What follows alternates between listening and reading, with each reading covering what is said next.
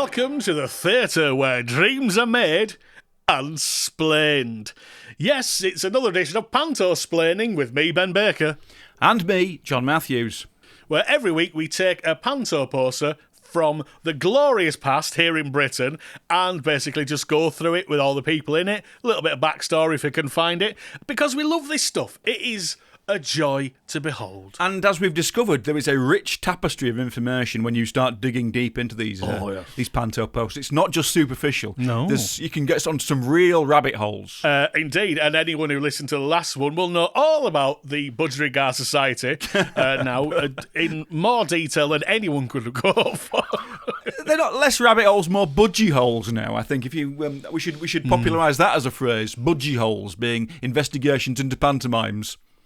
I mean, I assume they're smaller by the sheer difference in size of the two animals in question. But don't dismiss them because of that. You know, some people like a smaller hole.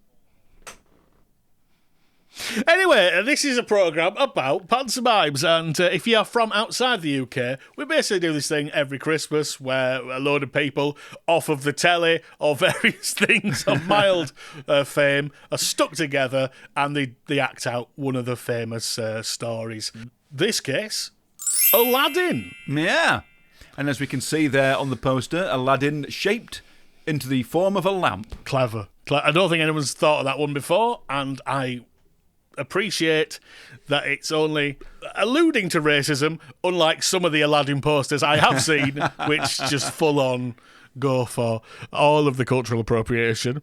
But yeah, as you can see, this is Aladdin from the New Victoria Theatre, London, the 1975 season, going into early 76. And I love that phrase, London's most economical family prices. Yes. And I actually looked up, so the top price there, $175. Yeah. Back in 1975. I looked that up, and in modern penneths, that's £24.67. Man alive! Is that London? How much does it cost to see a panto these days? I don't know. I absolutely don't know. I suspect it's probably about that. It's the sort of thing we should know, being panto splaining experts. Well, you say that, but once again, we need to point out that we're not interested in the actual pantomimes. We don't want to go to them. We're just like the posters. There's an interesting thing about this. It opens Friday, December 26th, so Boxing Day, after Christmas. Probably, the 3-day week or something. But the day after that was my 3rd birthday. And it's one of my earliest memories, if not my earliest memory, of being sick after eating too much Percy the Tank Engine birthday cake. He had sort of rice paper for a face, and I think that disagreed with me. Yeah, I remember, that used to be the thing, wasn't it? You put in your little buns and what have you, little rice paper images and stuff. Yes, absolutely.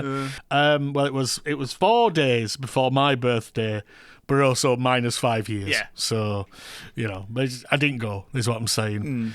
And it's funny we talk about loving the poster. David Hamilton is the first face we see, but slightly higher up, playing Aladdin, is it Adrienne Posta or Posta? I genuinely don't know. It says her real name is spelt Poster on this fact. The poster. This fact sheet I had. Adrienne Luann Posta. She adopted the surname Posta in 1966. Yeah, she's one of those names I know, but not really why. And I did a quick Google before this. I bet you did, you dirty bollocks. I bet you did. Hey! I washed afterwards. But yeah, basically, she was an object of lust in a lot of things. She was in Up Pompeii, the film, those adventures ofs that weren't confessions of films. And Carry On Behind, which I've actually not seen. So I assume is basically Sid James running a bum wiping factory. Those earlier films, To Sir With Love, Here We Go Round the Mulberry Bush, and Up the Junction. Spring and Port Wine, 1970 as well. So she started off, quite substantial British cinema, quite kitchen sink. I'm not sure I'd recognise her from that picture. She kind of looks more like Toyah or Hazel O'Connor or something. So she does look like Hazel O'Connor, very much so, actually, in that particular picture, yeah. Maybe Adrienne Posta invented new wave pop. Well, she did have a few records out on Decca, I noticed, including Only 15, The Winds That Blow, and Shanga-Do Lang. And she also recorded as part of the Piglets, who did Johnny Reggae. And, it's funny, John, you never hear that anymore, do you? It's not. Do you know what? It's not. It's not as a popular radio hit as it used to be. I can't understand why. I don't remember who did it or what their. Yeah. Listeners, it was a man called Jonathan King who didn't appear on it. He just produced it, and Adrienne Posta and other squeaky-voiced women sang this song, Johnny Reggae. Here comes Johnny Reggae. And it's actually really good. And the B-side, the instrumental version, was quite a popular cult hit at the time in more happening establishments. I don't understand why you're saying was. Why is it no longer? Jonathan King's mere production of it wouldn't normally be enough to consign it to rock history, but everybody knows so well that he was behind it that that may be why it is record non grata these days. Well, that's their loss and also your loss, but we won't go into that right. Interestingly, she played the Blue Fairy in Super Ted, a musical for children. And also Edith Piaf. So the full range there. Very much. That's pretty much everything, yeah. If you could, bring up if you go onto the Discogs, find Super Ted, a musical for children. There was a vinyl record made, I think before it was actually a cartoon, but it does have some of the same voices in it, like Victor Spinetti and Derek Griffiths. And I love the front cover of it because it's so... I have drawn this at home, but it's nice, but it's also a pre-animated series, so some of the characters look like you remember them, and some of them look like Eldritch-style horrors. There's nothing wrong with it. I should say that. It's very clear. I think it's from 78 or 79. 1979. A charming thing. As I'm sure it was Adrienne Posta, the poster of Posta, the poster of a Posta. Posta. I'm sorry, I've gone cross-eyed. But she does seem to be the headline act here. I instinctively took Diddy David Hamilton to be the headline act because he was on the left. I'm going left to right, but you're right. There must be some contractual shenanigans going on there. It does feel like that, doesn't it? They can both say they're headlining. Yeah, it does feel like that. Like, hers is slightly higher, but his is longer. For example, that's what I'd heard. Yes, hey, come on, we're not talking about his Diddy David. But it is interesting that it doesn't say Radio 1's Diddy David Hamilton or David Diddy Hamilton or Diddy Hamilton. Easy for you to say. Well, apparently it wasn't. He had already acquired that nickname. Ages before, yeah. Given to him by Ken Dodd, apparently. We've moved on to David Hamilton now, listeners, in case you're wondering. He worked with Ken Dodd a lot, and that's he called him Diddy because it is Diddy Men. But his real name's David Pilditch, which you can see why he got rid of that. He's an English radio and television presenter. I mean, I always think of him as he's kind of like the platonic ideal of the housewife's favourite. Yeah, safe pair of hands. Voice of a DJ, he's got the looks of a DJ, and, he's just a warm sort of chap who would get the housewives through their day in the mid-70s. He's also managed to be in showbiz for 66 years without disgracing himself, although... Well, that's what I'm going to say. He's a safe pair of hands because he hasn't been done for fingering. Sadly, his latest credit on Wikipedia is as panellist on GB News. He's still on the radio because he's still with us, aged 87, but he's on Boom Radio now on lunchtimes. So yeah, that's nice. He's still doing it for the housewives at lunchtime. You should get him on Noisebox Radio. Your housewife demographic could benefit from having Diddy David on there. They're my housewives. You leave for the plucking. You leave my housewives alone. They don't need diddly doddly Doddington Hamilton. Hamilton going along and spoiling. But yeah, as it says, Radio 1's David Hamilton, even though at this point I would have assumed that he would have been a Radio 2 person, but he was still with them at the time. But apparently in 75, he was on both at the same time. He was on Radio 1 and Radio 2 at the same time, as Radio 2 had stereophonic sound, as it had a VHF frequency. And therefore it was the most listened to thing in Britain all day. He was technically Radio 1 and 2's David Hamilton. Radio half, and then. Radio all. His website, davidhamilton.biz, Welcome to the new website, it says, of legendary DJ radio presenter Diddy David Hamilton. No, Doddy. Feel free to browse through David's picture gallery, which I think is very polite. You don't just want to go barging into David's picture gallery without the express permission of Diddy himself. And so enjoy some photos from his long and outstanding career, which is chronicled on the biography page. We'll maybe float up a few of those ahead of us, but they're far lesser pages, I think. They're in the shadow of the Did You Know page. Oh. There are some fascinating Diddy David Hamilton facts. In fact, there are 8 of them. There are 8 fascinating Diddy you know? Diddy. That's what Diddy I thought. You That's know. what I thought. It says Did You Know at the top, and I thought Diddy You Know would be a much... Is it because the other Diddy has been done for terrible crimes? he scraped through it. No, maybe not. Number 4 on the 8 Did You Know David Hamilton facts is that in 1976, Hamilton's Hot Shots, a compilation of David's Radio 1 records of the week, got to number 13 in the album chart. Did it really? That is a Did You Know David Hamilton fact. I didn't. Number 2 on the list, which has relevance to the last edition of Panto Splaining. For many years, David was the captain of the Showbiz 11 football team. Oh my God. That raised millions of pounds for various charities.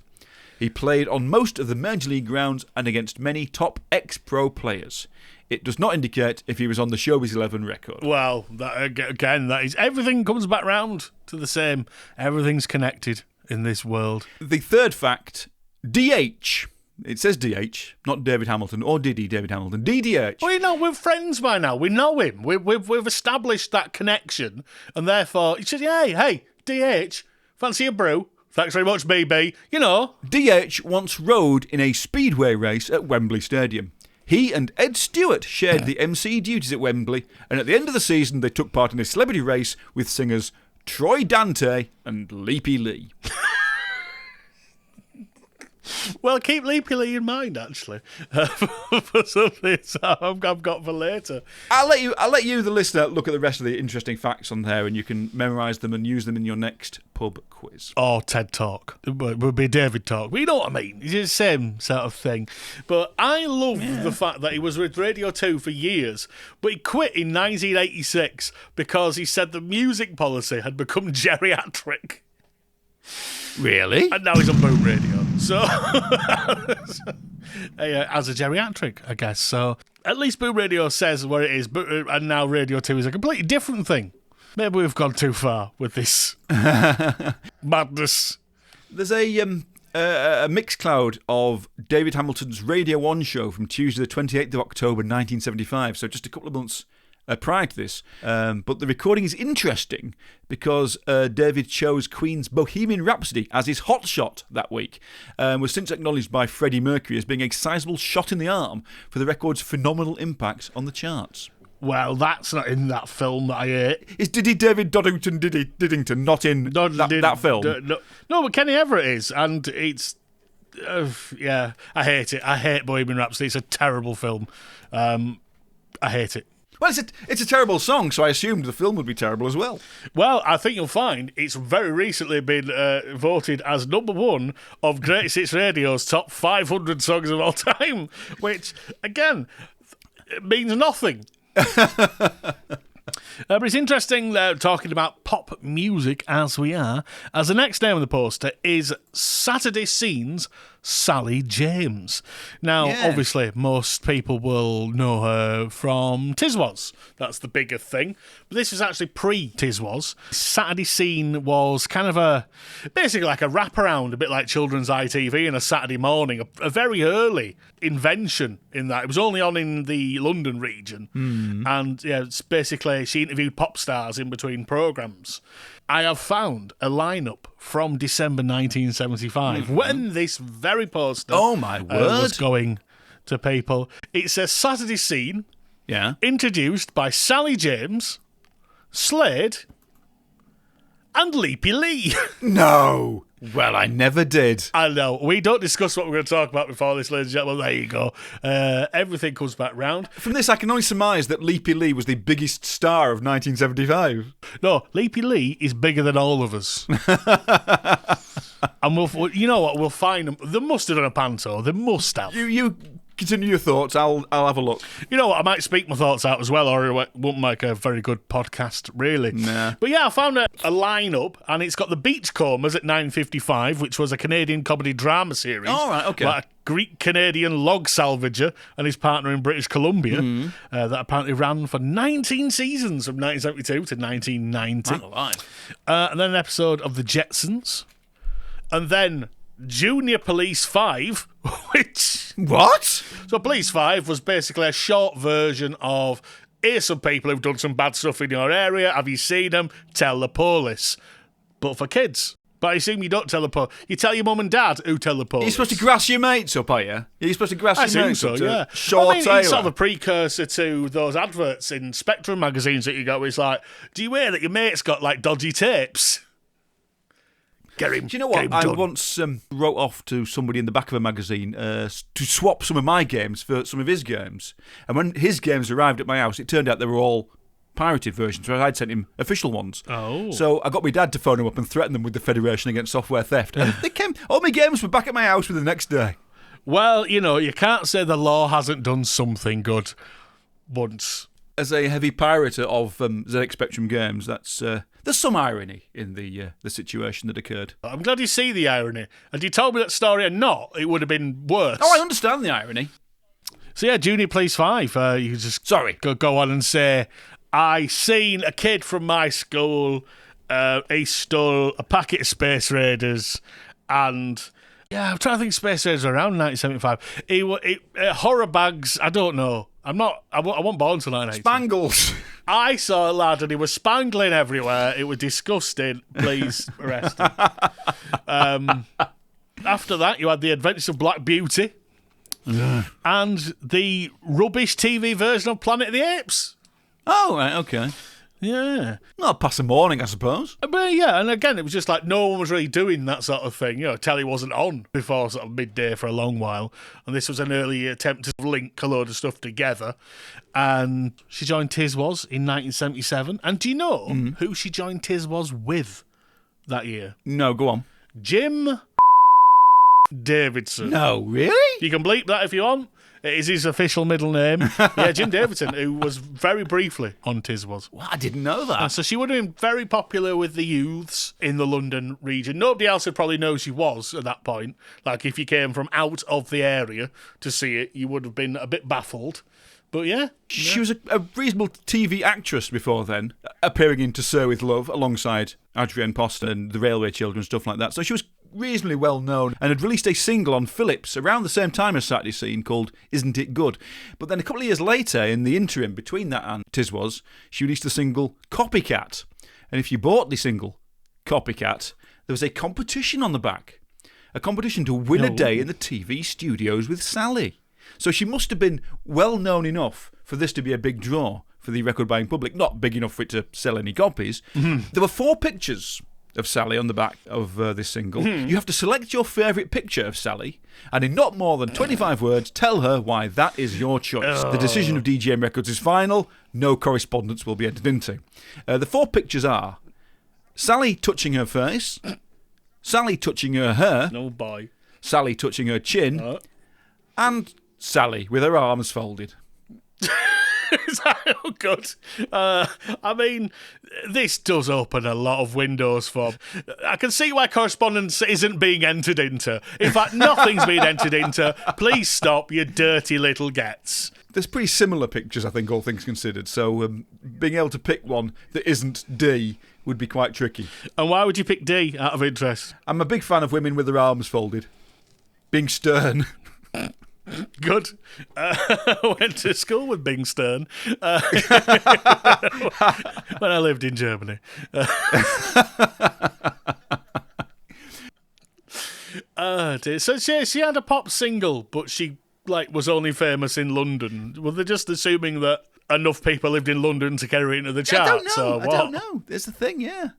If you have a copy of, was it called Copycat? It was called Copycat, yeah. How much would that bring you on Discogs?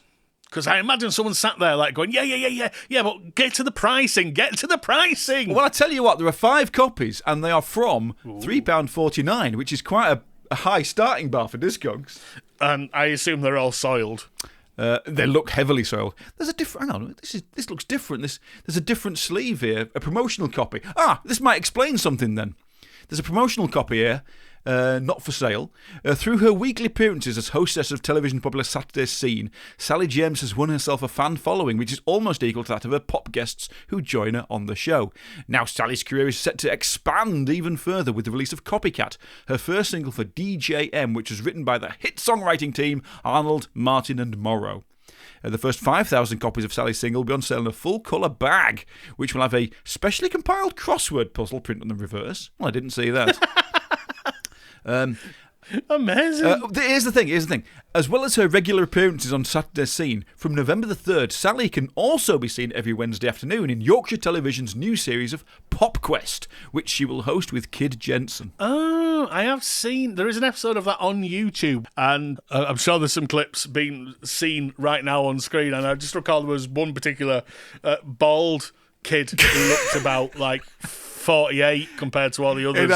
Are doing very well. An oddly detailed knowledge of pop music, didn't he? Yeah. After TISWAS ended in 82, Sally James was one of the presenters of the first series of Ultra Quiz alongside Jonathan King. And later series were presented by Stu Francis. Of course they were. We covered it last week. Just everything connected. Everything connects. Everything is connected. But yeah, so I was trying to sneakily go on to Upstairs Downstairs, which I genuinely have never seen a full episode of. Slightly before my time, Ken. It still holds a place in the kind of British cultural memory, doesn't it, I guess?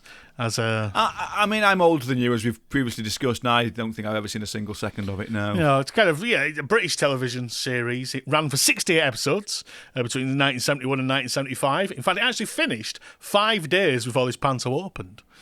And did it really? Yeah, and it's weird because you would have thought, the last one will go out on Christmas Day, big ratings and all that, but television was a much stranger place back then. And I found in the stage the Jigtar ratings for that week. So it's the week before Christmas. The what ratings? The Jigtar ratings. Are you allowed to say that on a podcast? 7.8 million viewers watched this final episode, which I say went out this same week as this Panto started. I would say, do you want to guess what the 7 programmes that did well before it were? You probably could. 1975? Yeah. This is all channels, but it's mainly ITV. Oh, right, okay. So, I don't know, Coronation Street? That's number 7. There you go. And it's not the top soap. Really? Oh, Emmerdale? Was that going then? No, not at this point. No, I can't think of any other soaps, to be honest. How about the Sweeney then, as a 1975 show? No Sweeney, I'm afraid. The festive special that is this Sweeney. Number 6 is a sitcom that you don't see now, and there's very good reasons why you don't see it now. Is it? It's very available on DVD. Well, that could be anything, really. That could be anything. It could be anything from... For 1975, yeah, absolutely. Mind Your Language to Curry and Chips to Faulty Towers. Very much so. Very much in that range of, as you say, like Mind Your Language. A little bit of racism. Again, doesn't narrow it down. Oh, Love Thy Neighbour. It is Love Thy Neighbour. Number 5, Carry On Christmas. Number 4, Crossroads. Oh, right, of course, yeah. Number 3, This Is Your Life. I didn't actually look up, actually. I wonder... There is a website called bigredbook.info. I wonder if I can find out who did it. So it's 1975. So series 16, apparently. Bill Tidy. What? Bill Tidy, apparently. 17th of December, 1975. Wow. The cartoonist of note and much beloved at the time. Oh, he died in 2023. And so number 2 was a Generation Game, still with Brucey. And number 1, Think Bosoms, Think Running Around Very Fast. And That's a Benny Hill. Benny Hill show. Well, I never did. So yeah, that was your chart at that time when that was the number 8th most watched program, Upstairs Downstairs, which, as we all know, is about. Oh yeah, we were talking about Upstairs Downstairs, weren't we? People living upstairs and people living downstairs. I assume in an attic and a cellar. Yeah. I'd say I've not seen it. But yeah, they were both, Chris Fabini and Jenny Thomason were both downstairs folk. And I think he was a footman and she was a maid, from what I could gather. She seemed a simple soul, didn't she? Well, she certainly looks it from the pictures. Well, she was apparently from Bradford, the character, so she will be. But the actress from Wasn't Leeds. there a Sesame Street parody of Upstairs, Downstairs, where Grover just went up and down the stairs? See, that's my level. Monster Piece Theatre or something like that, wasn't it? Yeah, absolutely. And Grover was upstairs and he was downstairs. He kept going up and down. We'll look that up. There's a fun thing which connects Christopher Beatty and Jenny Thomason, actually. Is there? Yeah, they're both dead. Hey! No, they're both in Emmerdale. Right. Apparently. She was on twice, 25 years apart. He was on once or twice. She's in Just Ask for Diamond, which I'm a very big fan of, if you remember that. Nope. The Diamond Brothers comedy detective thing. I'm very, very big fan of that. When was that? What era was that? That was 1988. It does not ring any bells at all. Well, you should get better bells then, quite frankly. Ding dong. Diamond bells. Ding dong.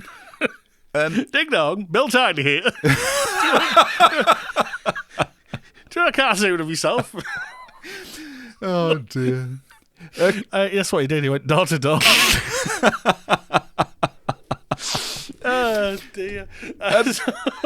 On an unrelated matter, it looks like Leapy Lee never did appear in pantomime. What? I'm going to look now and see if Bill Tidy ever appeared in pantomime.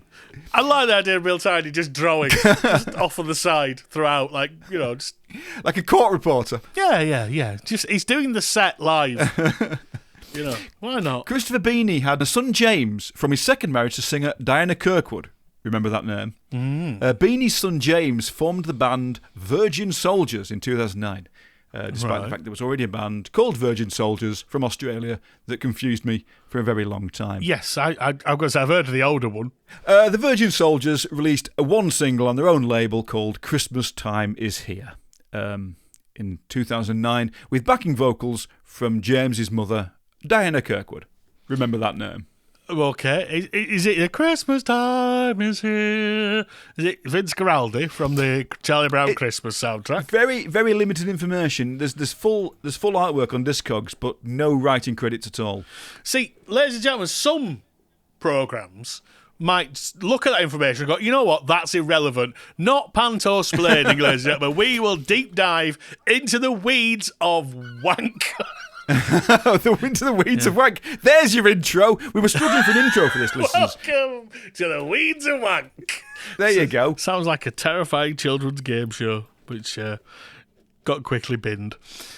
Let's move on to the... So I'm assuming, as you say, Adrienne Posta, slightly higher up, David Hamilton to the left. Oh, yeah. And Kenneth Connor, of equal standing, I would say, possibly more famous than even those two, has to become special guest star. That's his allotment. Yeah. They didn't give anybody different sized fonts. They're very what's the word? Like the communist principles. Yes, it does look like a communist production.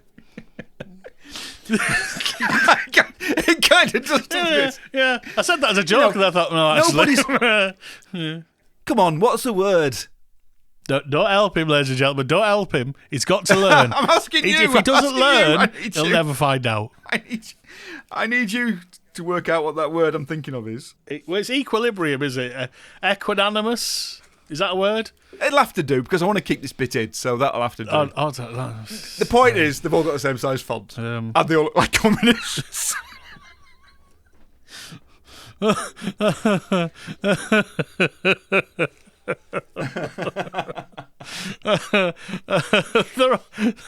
all on the same level, yes. They're all equals, shall we say. But clearly, Kenneth Connor's much more well-known in some cases. Even though I love the fact that all of these have been cut out, like they're from some sort of Terry Gilliam animation, head-wise. But you do feel like you could just make Kenneth Connor into some sort of tortoise or dinosaur or something, because the way his neck just starts cascading down. But yes. He's the only one not looking at the camera either, as well, isn't he? The others, at least the others have the good grace to look at the camera. Yeah. It's like, I assume Jenny Thomason is in character. That looks like that's probably a character from Upstairs Downstairs. But not the others don't look like, they're just No. He's just there. Kenneth Connor looks like he's been cut out of like meeting some minor royalty backstage or something, you know. So yeah, they could have cut a few of his folds out there. It would have been a kindness. I'd have certainly taken an airbrush to that if I was Kenneth Connor. Yeah, absolutely. His communist ideals would never have stood for this kind of shenanigan. So, Kenneth Connor.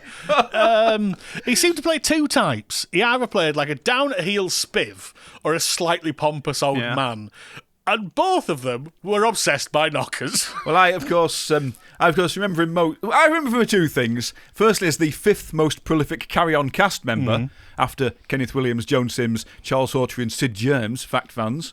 But I also remember him as Monsieur Alphonse in the Nazi-themed sitcom Hello, Hello. No, Nazi-themed sitcom does make it seem a little bit different to what it was.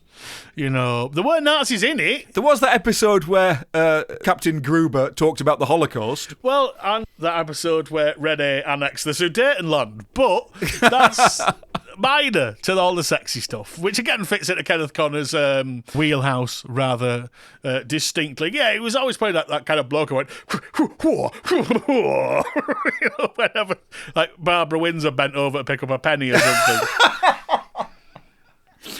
He always had this kind of youthful exuberance about him, didn't he? He was as a childlike sort of performance, to the extent that, despite the fact he was born in 1918 and actually died over 3 decades ago, if you told me that Kenneth Connor was alive today, I'd probably believe you. Yeah, I reckon so. He's he definitely did at least one performance where he had a monocle that popped out, though, is what I'm saying. He's got that kind of vibe. But yes, I looked at his IMDb. His last TV role was posthumously the Memoirs of Sherlock Holmes. But during his life... What was his last humously appearance then? Telly Addict. God. another That's what you are. Another victim for Noel Edmonds. I know, another terrified mewling mess at the end of their days. I mean, I assume that Nolan got rid of that catapult by that point, but I don't know. I can't remember which series to series it was. And if you're listening, Noel, get in touch. Yeah. I've got a few people I'd like to get rid of. Yeah, Kenneth Connor, just one of those people, as you say, hello, all sorts of stuff. You know, it's popped up as a character actor. We should mention he made a couple of singles, not many. You'd have thought he'd have cashed in a bit and made a load of pop records, but we should mention them so that I can sort of paste them in here. The first one of which was Railroad Rock, with the song Ramona on the other side. The joke being that the performing character had rhoticism and couldn't say any of those words. Oh, okay. Okay. I mean, again, different times. So again, you know, it's saying where some people are from. So upstairs, downstairs, Saturday seat. And Kenneth Connor, we just know it's Kenneth Connor. That's how you know it's a proper celebrity, because you don't have to say Kenneth, carry on, and we'll be in a low in about 7 years. Connor, you know. Kenneth, the man who looks at knockers. Connor. Kenneth, carry on, Connor. Kenneth Carry On Connor would be quite a catchy... It does have a ring. Oh, Kenneth Carry On Connor. If I could say it, I would do it, but I can't, so what? So it's down to the small... Not as many names down the bottom end that we normally get, although it does have a full supporting cast and orchestra, which, again, you know you're in London. Well, it's fortunate that we've looked them all up and we will now detail them individually. Well, we haven't, listeners. No, of course. I mean, as you've already maybe alluded to, the first name there is Diana Kirkwood. And who was she married to? Christopher Beanie. Oh, that's convenient. Not at this point, actually. I think this is probably where they met, as they didn't get married till 1979, apparently. Oh, is that right? She was a member of a group called the Wedgwoods, and toured Great Britain extensively, working with people such as Bruce Forsyth, Roy Castle, Brotherhood of Man, Stan Kenton, Tommy Cooper, Ken Dodd, and the London Palladium with Jim Bailey. I don't know who that is.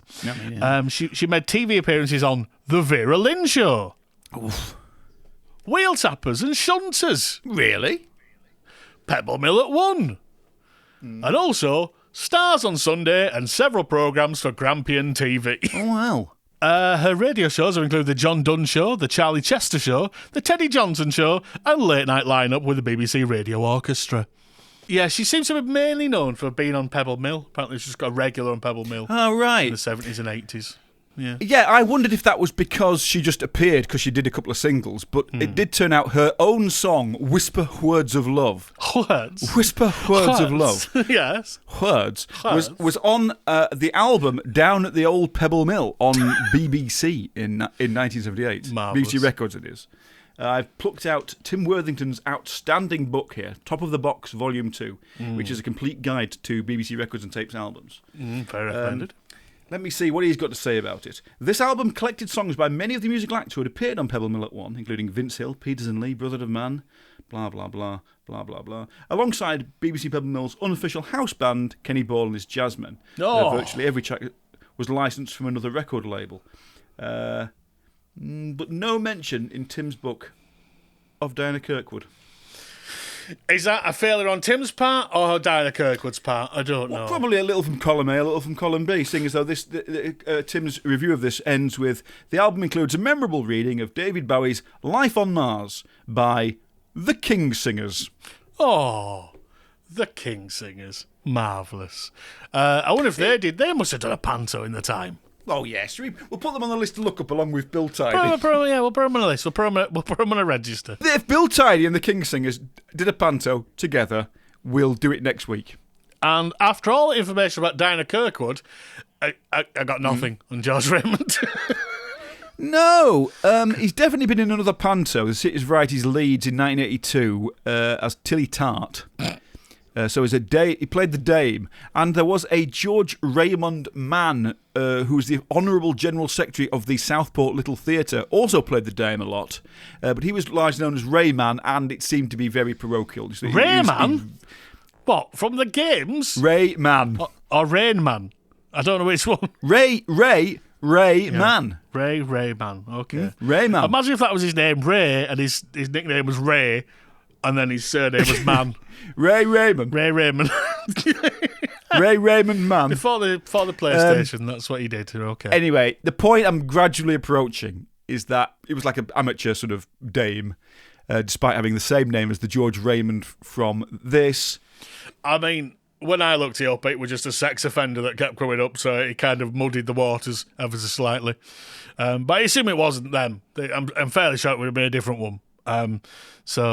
So if you know different, listeners, let us know. If you know who George Raymond is, who played, well, we don't know, in this pantomime in 1975. And I love the fact that you said Raymond as well, because it is a very theatrical way of saying, isn't it? It's very Raymond. Well, I've always said Raymond because there was an advert for gas in 1990 or something, and Raymond Blanc was in it. Oh, yes. And he was cooking for a Yorkshire family or something like that.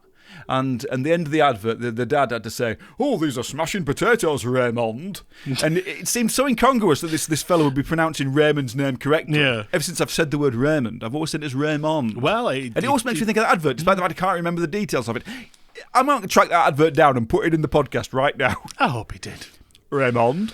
And you think that'd be it, but there is one final name just slid in gently underneath the logo. Different font? Yes. To the indication, was this added much later or what? I don't know. But what I do know is it's Capital Radio's Tommy Vance. That was a terrible Tommy Vance impression because no one could do Tommy Vance's voice except Tommy Vance. It was such a unique thing. And he sounds like a DJ in the same way David Hamilton does as well. I thought this when I was thinking about David Hamilton earlier, that he if you met him in the street, you'd go, "Oh, you should be a DJ with that voice." It's the same with Tommy Vance. Yeah, he's the voice of rock, basically, listeners. Tommy Vance, he was the voice of rock. Yes, but also, for a generation, he's also associated with foaming nut brown ale. Yes. I've always thought, because he does appear in that bit in Brass Eye, I've always thought, because him and Chris Morris were both on Radio 1, I think he was one of the few people who was in on it. I think he knew exactly. I thought that, and I looked that up, especially for this. all I found is somebody saying that Tommy Vance apparently didn't guess he was being set up, but was full of praise for Chris Morris afterwards for skewering celebrities' self-importance, including his own. Okay. Incidentally, do you know what his name is? His real name? Yeah, his real name. I kind of do, yes. Go on. It's Richard Anthony Crispian Francis Prue Hope Weston. Yeah. I don't know where he's got Tommy or Vance from there, but you know. Well, I do. All right. The thing is, his father was an electronics engineer and his mother was a former singer and dancer. He wasn't like from aristocracy or anything like that. You know, he's ended up with a ridiculous name because, well, his parents were insane. In 1964, Vance moved to Vancouver, Washington in pursuit of his first wife, Fern. Right, hang on. I know, that sentence promises more than it delivers. I have no more information other than that. Giant oversized magnifying glass. Anyway, the point is, he was hired by KOL Seattle as its drive time jock.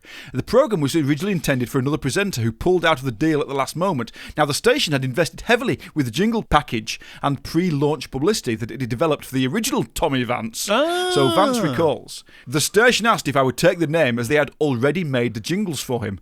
I said, for that kind of money, you can call me what you like. Now, I suspect they didn't have quite the budget to make a jingle for Richard Anthony Crispian Francis Prue Hope Weston.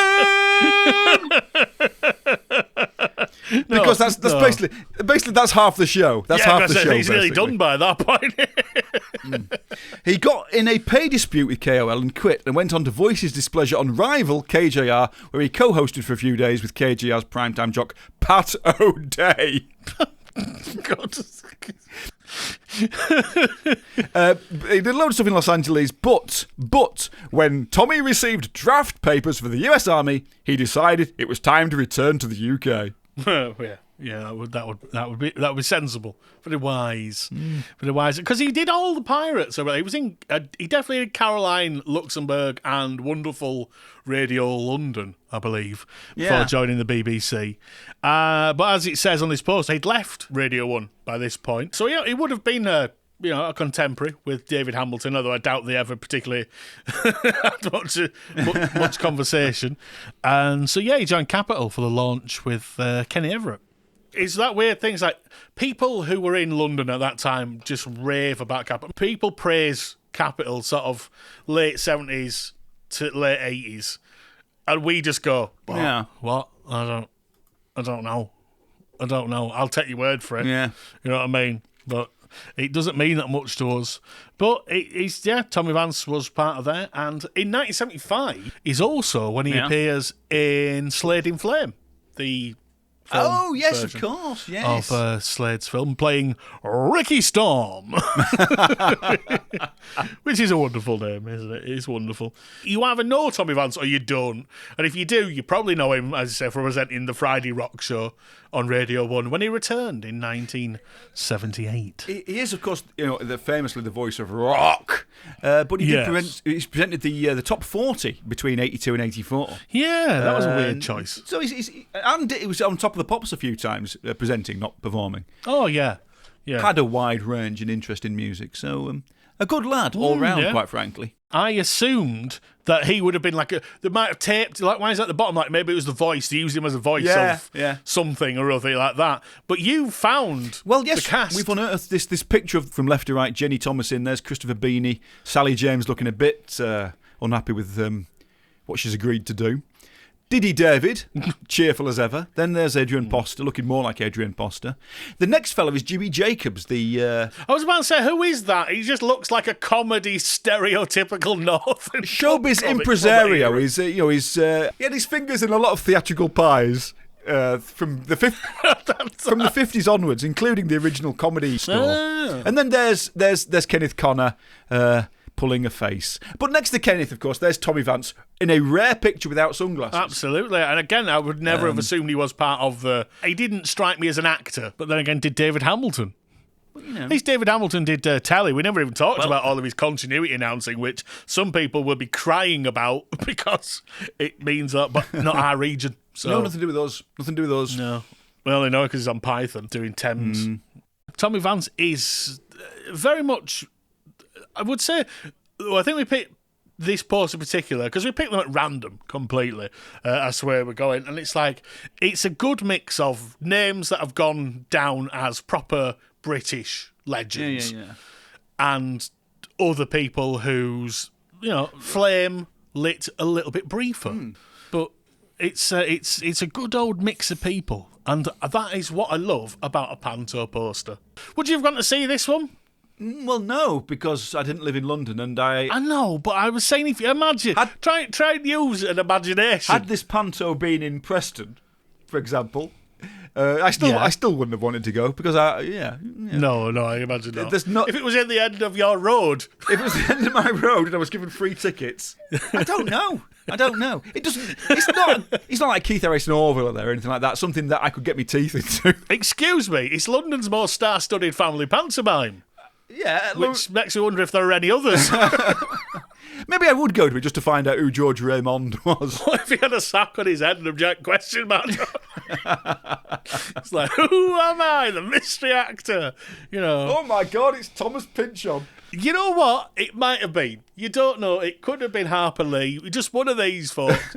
We think they weren't doing much, but actually they're in Panto in London in 1975. That's where they made the money. Because you do sometimes look at people and go, how are they living? It's like, I bet, going back to Chris Morris, I bet that's what he was doing. It's like, he's his secret. But it was actually second half of a pantomime cow. And we just... That could be it. That could be it. Freeze him up for the rest of the year. No, we'll never know. But if you are listening, Chris, let us know. Give us a ring. Give us a message. Do you want to come on and talk about your Panto career? In the comments. Nothing else. Just strictly the pantomimes, because this is Panto Splaining, and hopefully you've enjoyed this particular edition with me, Ben Baker. And me, John Matthews. Yeah, I hope you've learned something as well. I hope we've been informed, entertained and educated. Absolutely. So we still not worked out a tagline for the end of this, but until the next time we meet, we're not behind you!